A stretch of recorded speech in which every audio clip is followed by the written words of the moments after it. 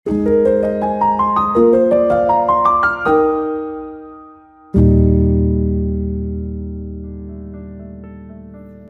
Bapak Ibu dan Saudara-saudari yang dikasihi Tuhan Yesus Kristus, apa kabar Anda hari ini? Dimanapun Anda berada, saya berharap Anda selalu dalam keadaan yang baik.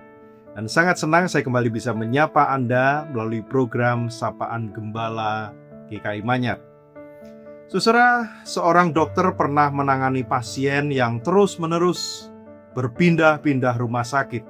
Dari satu dokter ke dokter lain, dari satu klinik ke klinik yang lain, dari satu rumah sakit ke rumah sakit yang lain.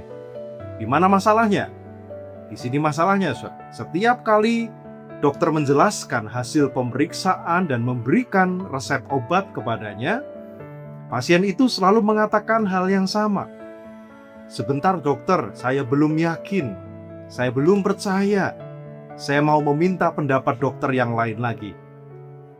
Demikian berpindah ke satu dokter, dari satu dokter ke dokter yang lain. Dan setelah sekian banyak dokter, dia mencari lebih banyak dokter lagi. Saudara, pertanyaannya adalah apakah karena semua diagnosa dokter itu keliru? Ternyata bukan itu masalahnya.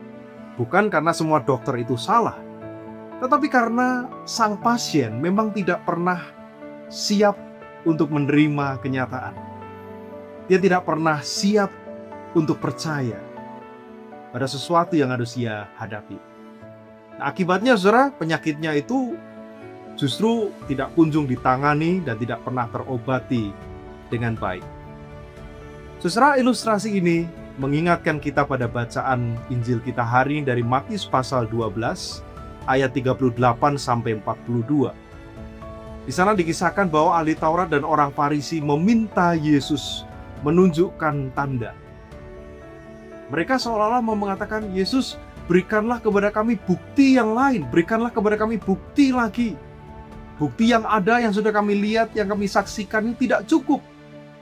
Saudara, padahal bukti yang mengarah kepada ketuhanan Yesus sudah mereka saksikan begitu banyaknya. Orang sakit disembuhkan, orang buta melihat, orang yang kerasukan dipulihkan, bahkan firman Allah diberitakan dengan penuh kuasa. Yang menjadi masalah adalah saudara, bukan kurangnya bukti, melainkan hati yang tidak mau percaya sekalipun sudah melihat bukti-bukti yang nyata itu. Karena itu di dalam bacaan kita Yesus mengatakan bahwa mereka tidak akan diberi tanda lain selain tanda Nabi Yunus. Anda tentu akrab dengan cerita Yunus, bukan? Yang dimaksud Yesus dengan tanda Yunus adalah kematian dan kebangkitannya sendiri. Itulah tanda yang terbesar. Itulah tanda terbesar kasih Allah bagi dunia ini. Salib, kubur yang kosong, ketika Yesus bangkit dari kematian, menjadi bukti nyata bahwa Allah sungguh mengasihi dunia dan Dia telah mengalahkan dosa serta maut.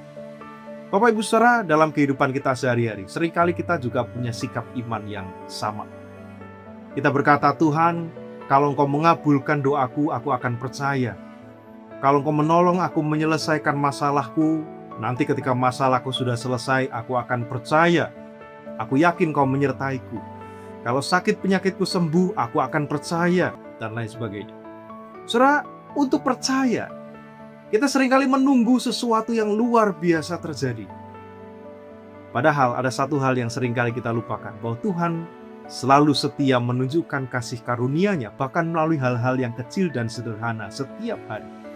Yang memelihara hidup kita, yang memberikan kepada kita daya, kekuatan, keberanian untuk menjalani hari-hari kita dengan segala pergumulan dan kesukaran yang ada di dalamnya. Dia menghadirkan di sekitar kita orang-orang yang mengasihi kita, yang menegur kita, berbicara melalui firman-Nya, dan melalui setiap orang-orang yang ada di sekitar kita.